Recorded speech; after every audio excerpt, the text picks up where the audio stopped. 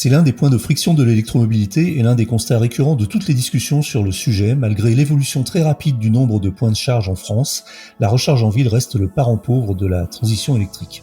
Tout le monde le sait, qu'il s'agisse du public, des observateurs ou des experts du secteur, et bien sûr des acteurs, notamment les opérateurs et même les constructeurs automobiles.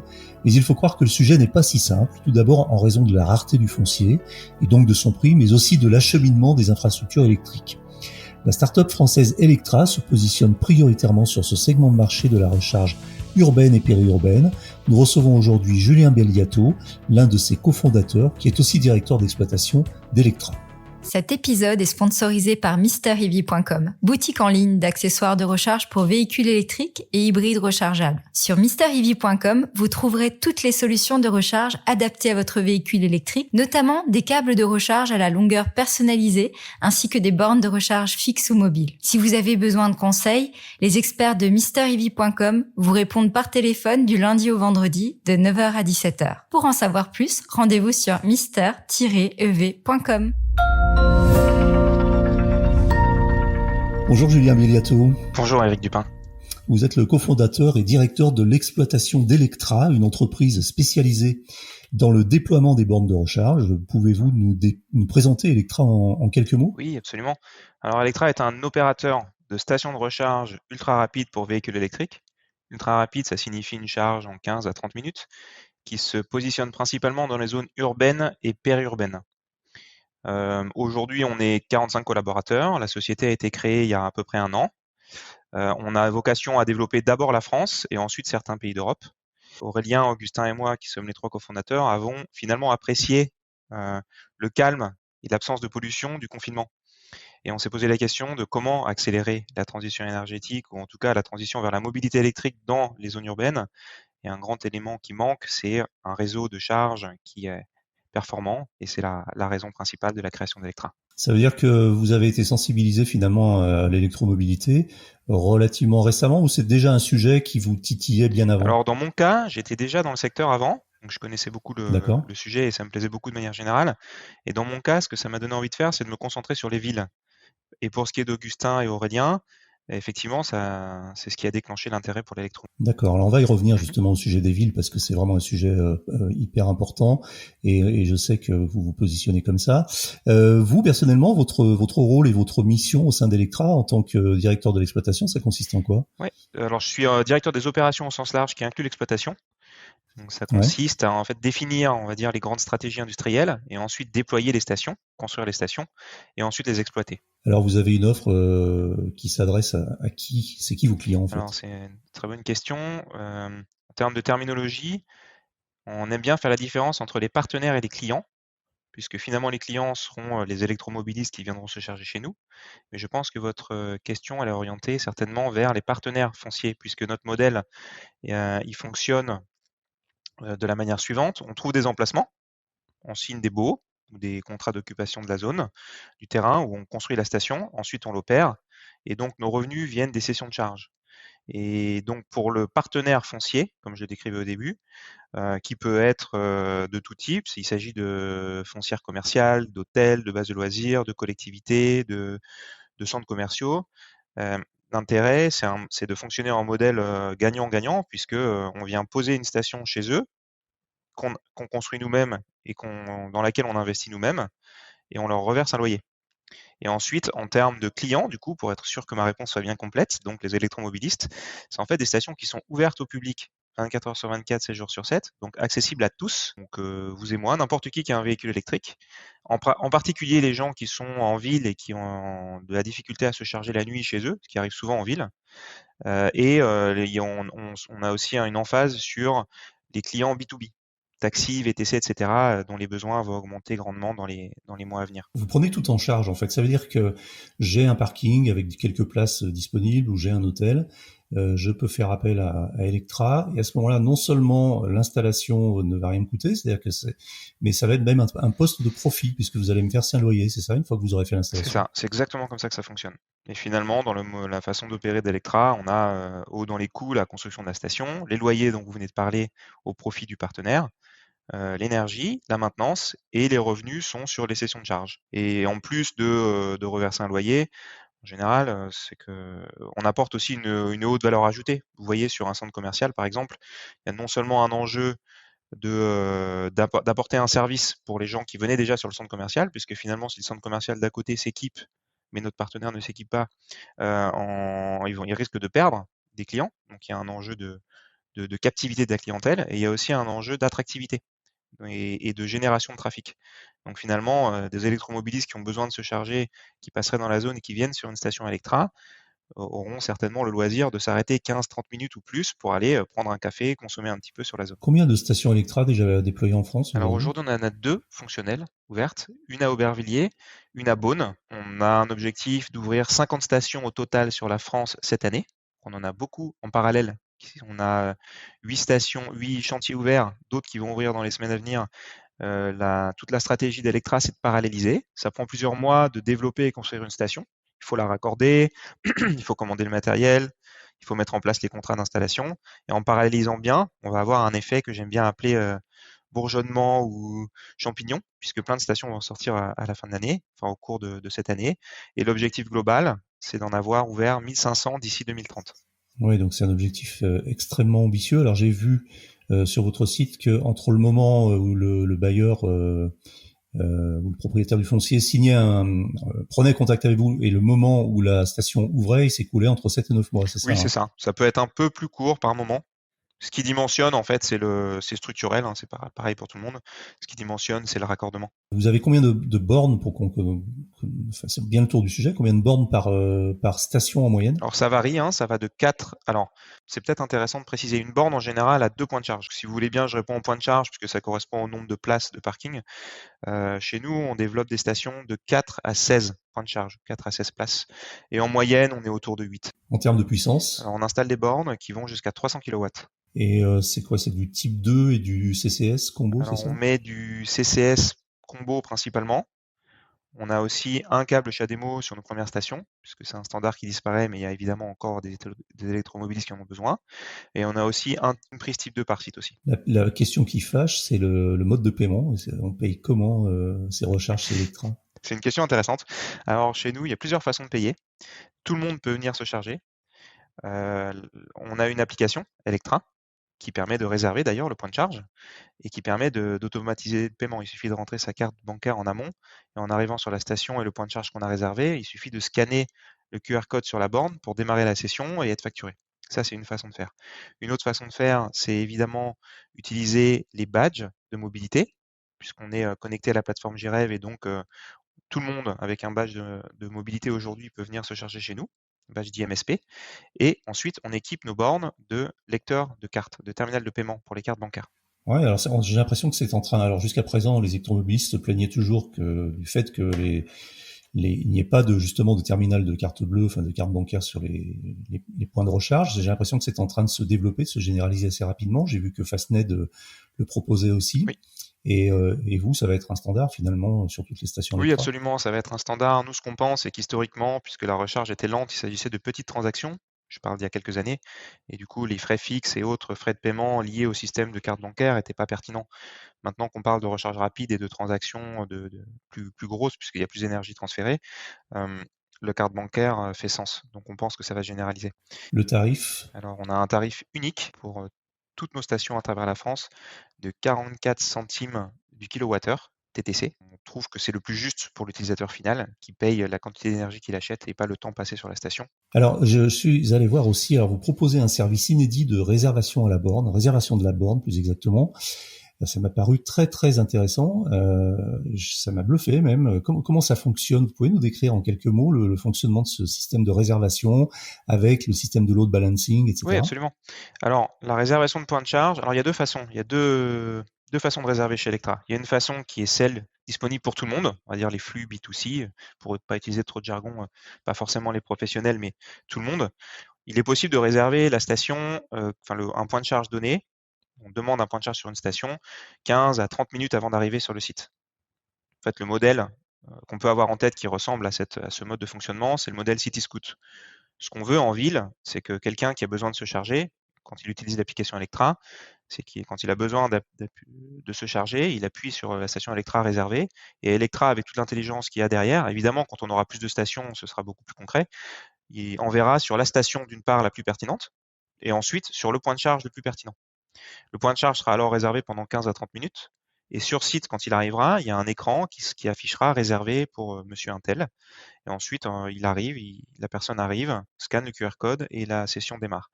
Et l'autre grande façon de fonctionner, c'est plus adapté au contrat avec les professionnels. On appelle ça la réservation capacitaire. Donc là, par contre, on peut réserver, par exemple, la moitié ou le tiers des points de charge d'une station donnée sur un créneau donné parce qu'on sait qu'un logisticien, par exemple, va avoir besoin de se charger sur ce créneau. Alors c'est bien encadré, c'est-à-dire qu'en fait on ne peut pas réserver au-delà de 30 minutes à l'avance, c'est ça? Vous dites 15 à 30 minutes, c'est 15 ou c'est 30? Alors aujourd'hui, on teste un peu les deux, maximum de... on voit un peu en fonction des comportements. Mais l'idée, c'est que ce soit pas trop long, évidemment, pour pas bloquer le point de charge, pour que la station puisse tourner. Donc oui, ça évite les abus. Donc ça répond à une question que je m'étais posée, c'est effectivement c'est la durée de réservation préalable. Et après donc le créneau est bloqué pendant 10 minutes, c'est ça? C'est-à-dire par exemple il est 14h, je veux réserver à 14h30 une station, donc je prends mon application sur mon téléphone, je réserve pour 14h30 et mon créneau m'est réservé de 14h30 à 14h40 et si je ne me manifeste pas au-delà de 14h40, la borne est libérée pour les autres utilisateurs, c'est ça? Ça. Et vous êtes les seuls à faire ça, j'ai Oui, on l'impression. est les seuls à le proposer aujourd'hui. C'est bien vu. Alors, vos lieux de type d'implantation, on en a parlé au début justement, et moi, ce qui m'interpelle chez vous dans votre stratégie, c'est le fait que vous soyez positionné, en tout cas dans votre discours, sur la recharge en milieu urbain, qui est effectivement aujourd'hui une vraie question et un vrai problème. Est-ce que c'est toujours votre stratégie, c'est-à-dire que vous vous implantez vraiment en milieu urbain? Par exemple, la dernière implantation de Beaune, j'ai essayé de regarder sur une carte, mais sur une carte, c'est pas très parlant et j'ai du mal à définir si c'est vraiment une implantation en centre-ville ou en périphérie. On se positionne sur les zones urbaines et périurbaines. J'insiste sur le périurbain puisque Ouais, parfois ça va vraiment être du centre-ville, comme ce que vous avez en tête certainement, et parfois ça va être, si on prend l'exemple de l'Île-de-France, après le périph' ou même autour de la 86. Et pour ce qui est de Beaune, en fait, la station n'est pas en centre-ville, mais elle est très proche. Elle est sur l'équivalent de la première couronne. Donc ça correspond complètement à ce qu'on souhaite faire. Donc il y aura effectivement des stations en hypercentre et d'autres stations aux alentours. Et les stations qui sont en périphérie permettent effectivement de répondre aux besoins des habitants de la ville en question, on va dire de la zone de chalandise, mais aussi de traiter des flux qui passent par là. Et également, dans nos analyses, on voit bien qu'il y a énormément de flux à venir côté taxi, VTC, etc., plutôt dans les plus grandes villes. Alors justement, votre dernière annonce là, qui est quand même d'importance, c'est un partenariat ou une co-entreprise avec le groupe Indigo. Alors, le groupe Indigo, c'est un groupe qui gère, je crois, des parkings publics souterrains en centre-ville, c'est ça? Oui, absolument. Et là, c'est raccord avec votre stratégie. Vous pouvez nous en dire un petit peu plus sur cet accord là, qui fait quand même pas mal bouger les lignes, je trouve. Oui, absolument, tout à fait. Vous êtes bien à jour sur les publications Electra. Le partenariat avec Indigo, c'est un partenariat cadre de déploiement de stations sur le mode opératoire que je décrivais avant. C'est-à-dire qu'on prend une zone des certains parkings Indigo, qui sont d'ailleurs dans les grandes villes françaises, y compris Paris, et on vient poser des bornes de recharge, en échange de quoi on verse un loyer, avec du partage de revenus aussi. Et là, pour le coup, ces parkings-là sont vraiment, pour ce qui est de Paris en tout cas, et même pour certaines autres villes, sont vraiment en centre-ville. Et vous pouvez dire déjà quelles villes sont concernées? Alors, on a des sites aussi à Bordeaux et à Nice, par exemple. Autre aspect qui a retenu mon attention, c'est le fait que vos stations délivrent une énergie intégralement alimentée en énergie verte. Alors, qu'est-ce que ça signifie exactement? Comment ça marche, la recharge 100% verte? Comment c'est produit et comment ça fonctionne? Alors aujourd'hui, on s'approvisionne chez un fournisseur d'énergie qui garantit que l'énergie est en énergie verte. Donc ça coûte un tout petit peu plus cher, mais c'est une garantie que l'énergie provient bien de production verte, renouvelable. Donc solaire, éolien, etc. On souhaite que la mobilité électrique par Electra soit une mobilité électrique verte. Alors vous avez donc un plan de développement qui est très ambitieux. Je crois comprendre que vous êtes à peu près dans votre timing dans la feuille de route, puisque vous avez vous allez ouvrir plusieurs stations d'ici la fin de l'année. Et alors ça mène la question des difficultés auxquelles vous pouvez vous heurter, parce que ça n'a pas l'air d'être toujours très facile de développer des stations. Et c'est quoi la principale difficulté? C'est le foncier, par exemple, ou c'est des difficultés techniques, administratives? Alors, ça dépend ce qu'on entend par difficulté. On va dire les éléments qui peuvent ralentir, puisqu'on arrive toujours à déployer. Mais effectivement, il peut y avoir un bottleneck, un étranglement au niveau du foncier. Donc il faut qu'on trouve des sites au bon endroit comme on le souhaite par rapport à nos analyses trafic, puisque comme je le rappelle, on investit sur des stations qui sont quand même des objets qui peuvent coûter plusieurs centaines de milliers d'euros. Et donc il faut que derrière, sur la durée du bail, on ait bien nos revenus qui permettent d'avoir un équilibre financier. Donc il faut trouver le bon foncier au bon endroit. C'est vrai que sur cette première année d'existence d'Electra, on a eu de jolis succès et on continue à se développer agressivement, mais au bon sens du terme, hein. Mais mais c'est vrai que c'est un sujet. S'il y a une zone dans laquelle on veut vraiment mettre une station, il faut être fin dans le développement commercial. Et ensuite, ce qui est dimensionnant, mais sans parler de difficulté hein, pour le coup, ce qui est dimensionnant dans le déploiement, parce qu'on entend beaucoup de choses sur le temps que ça prend de déployer les stations, etc. Comme je disais tout à l'heure, sans que ce soit une difficulté, c'est simplement quelque chose à avoir en tête. Un élément très différent entre une station de recharge électrique et une station de service, par exemple, c'est qu'il faut amener l'énergie, l'électricité. Donc, il faut être raccordé au réseau. Donc, les gestionnaires de réseau, Enedis principalement, amènent l'électricité. Et donc, c'est tout un process à anticiper, à faire en amont, des études à faire, des études d'impact, etc. Et ça prend plusieurs mois. Et donc, c'est la raison pour laquelle, mais une fois qu'on le sait, il n'y a aucun problème. Il faut savoir que ça prend plusieurs mois, comme vous le disiez tout à l'heure, pour sortir des stations. Mais en parallélisant, en anticipant, et pour le coup, Enedis a une équipe nationale qui nous aide beaucoup, c'est plus une difficulté, je dirais, aujourd'hui. Il faut savoir anticiper. Vous êtes pratiquement certain que quand vous trouvez un emplacement qui correspond à vos standards, notamment de flux, à terme, d'une façon ou d'une autre, vous pourrez le raccorder, même si au départ, il n'est pas du tout raccordé. Alors aujourd'hui, c'est jamais arrivé qu'on ait un problème majeur. Et normalement, c'est obligatoire Enedis a l'obligation d'amener la puissance demandée. Après, c'est une question de temps et d'argent. Et jusque-là, on est à peu près dans les budgets qu'on a prévus, puisqu'on a beaucoup d'expérience dans le secteur. Et en termes de délai, c'est parfois plus long que ce qu'on veut, parce que parfois, il y a des complications techniques. Mais jusque-là, le taux de réussite est très élevé. Ouais. Vous fabriquez vous-même votre matériel, les bornes, ou est-ce que c'est de l'assemblage, ou est-ce que c'est fabriqué par des tiers? Vous êtes une société plutôt d'ingénierie de service, ou vous êtes aussi un industriel? Alors nous, on est vraiment un opérateur. J'aime bien dire qu'on est intégrateur-opérateur. Donc et puis parfois je rajoute le terme tiers investisseur, puisqu'on construit quand même et on investit sur les stations. Et intégrateur, ça veut dire qu'on va chercher les briques clés sur le marché. Et sur une station, il y a les bornes, mais il y a aussi un service d'installation. Ça peut être un sacré service, hein, puisqu'il faut faire du génie civil, des tranchées, acheter des câbles, mettre de l'éclairage, etc. Et il y a aussi parfois des postes de transformation, des tableaux de distribution, etc. Donc le travail d'Electra, c'est d'acheter des briques sur le marché, de faire l'ingénierie, de faire l'assemblage, d'intégrer le tout et de le faire construire.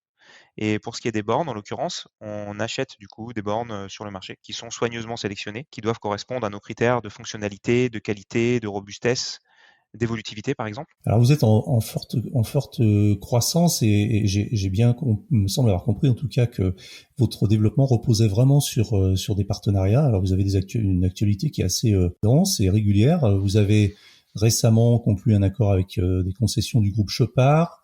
Vous avez aussi conclu un accord avec des sites Altaria. Donc vous avez une force commerciale qui vous aide à vous développer comme ça.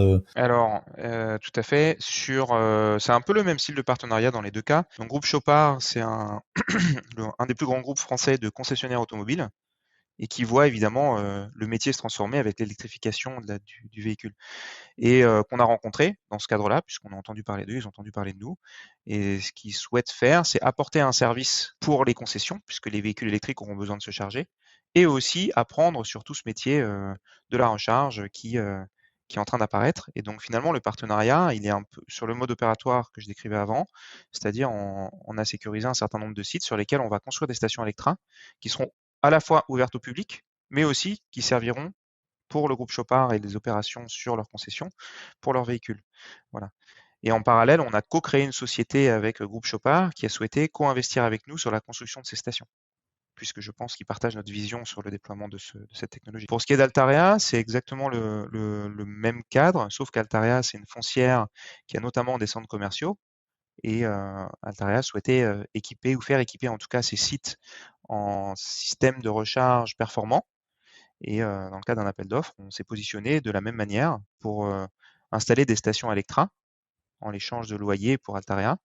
Et Altaria a souhaité également co-créer une société et investir avec nous sur le déploiement de ces stations-là. Le groupe Chopard, ce sont des concessions automobiles. En deux mots, donc ils vont installer avec vous des bornes électriques, mais sur des concessions qui vendent des voitures électriques ou sur tout type de concession? Alors sur tout type de concession, sachant que toutes vont vendre évidemment À à terme terme. et même à moyen terme des véhicules électriques. Alors c'est pas par contre, quand je dis toutes les concessions, le groupe Chopard ne souhaite pas.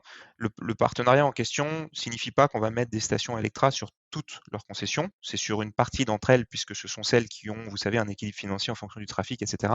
En revanche, il n'y a pas de critère sur le fait que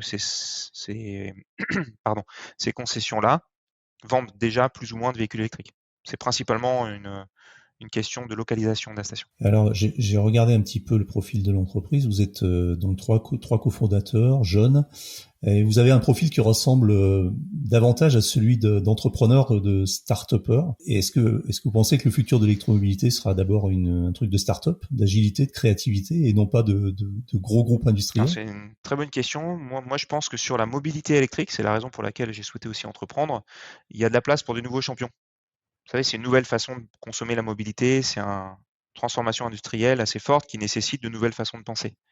Et je pense que repartir un peu d'une feuille blanche pour bien se poser les questions des besoins, des modes d'utilisation des véhicules électriques, c'est une bonne façon de faire. Et je pense que l'agilité liée au positionnement startup est assez clé. Et d'ailleurs, je vous ai expliqué un petit peu mon rôle chez Electra, mais en l'occurrence, moi j'ai une quinzaine d'années d'expérience, j'ai 37 ans, et j'ai fait une première partie de ma carrière dans l'industrie, toujours dans l'infra et l'énergie, qui est une brique absolument clé.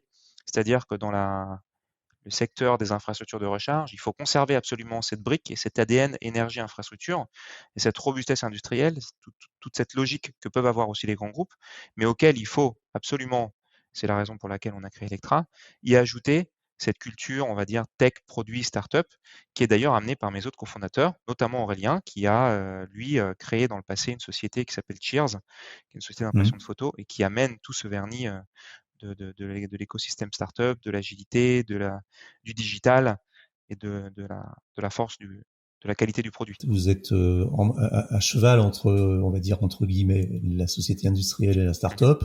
On a bien compris que votre métier c'était un métier beaucoup de réseaux, sans mauvais jeu de mots, d'accord, avec des grands groupes, et puis aussi beaucoup d'investissements quand même. Et est-ce que ça c'est compatible avec une jeune entreprise qui existe depuis un an? Et ça m'amène à la question des fonds. J'ai vu que vous aviez fait une levée de fonds, une première levée de 15 millions d'euros, c'est ça, qui assure votre croissance. Est-ce que vous avez d'autres levées prévues? Oui, sans répondre très spécifiquement, puisque comme vous avez compris, je peux pas donner trop d'infos précises, mais vous avez raison, par construction, de toute façon, une station, ça coûte plusieurs centaines de milliers d'euros, on investit, on les construit. Et ensuite, nos revenus, ce sont les cessions de charges. Donc évidemment, pendant un petit moment, on n'est pas rentable. Par contre, on le deviendra, je pense, assez rapidement quand la pénétration du véhicule électrique sur le marché du véhicule en général sera élevée. Et quand on voit les chiffres actuels, ça va venir assez vite. Et donc, sur une station donnée, évidemment, ça dépend. Il y a des stations excessivement bien placées qui sont rentables tout de suite, d'autres stations un peu moins et qui prennent un petit peu de temps. Mais l'ordre de grandeur, c'est 3 à 4 ans, on commence à avoir un break-even, à être rentable sur une station. Parfois un peu plus. Et pour ce qui est du financement, effectivement, on avait fait une première levée de fonds de 15 millions d'euros. On a pu ajouter 12 millions d'euros il y a quelques mois parce que les investisseurs ont souhaité ajouter. Et il y a eu on appelle ça un bridge en fait. Et effectivement, on va en lever d'autres des fonds, puisqu'on voit bien que en annonçant, de toute façon, je ne trahis pas de secret, en annonçant des plans de déploiement tels que je le disais avant, 50 stations cette année, et même d'ailleurs, je ne l'ai pas mentionné, 100 stations de plus l'année prochaine, ce qui fait quand même un rythme de 2 stations par semaine, donc il y a un sacré défi industriel. Il faut qu'on aille chercher plus de fonds. Et effectivement, on y travaille fort et il y a une belle appétence pour ce sujet. Très bien, donc oui, effectivement, les investisseurs s'intéressent sérieusement au sujet, ce qui n'était pas le cas il y a seulement quelques mois. Hein. J'ai l'impression qu'on assiste vraiment à un coup de boost du déploiement des entreprises comme la vôtre, et c'est une bonne chose. J'ai une dernière question qui est la question à 1 euro. Est-ce que vous roulez vous-même Julien, en voiture électrique? Alors oui, tout à fait. Merci Julien. Je rappelle que vous êtes le cofondateur et directeur de l'exploitation d'Electra, une entreprise spécialisé dans le déploiement des bornes de recharge. C'est terminé pour aujourd'hui, mais l'actualité de la voiture électrique ne s'arrête jamais. Retrouvez-la heure par heure sur automobilepropre.com. Pensez bien à vous abonner via votre plateforme préférée afin de ne rater aucun épisode. Et n'oubliez pas de noter le podcast sur les plateformes, c'est le meilleur moyen de nous soutenir et de nous faire connaître. N'hésitez pas également à nous faire vos retours, remarques et suggestions à l'adresse podcast@automobilepropre.com. L'actu ne s'arrête jamais, mais le podcast Automobile Propre prend quand même quelques jours de vacances. Nous vous retrouverons donc le 18 mai prochain pour un nouvel épisode du podcast. Salut!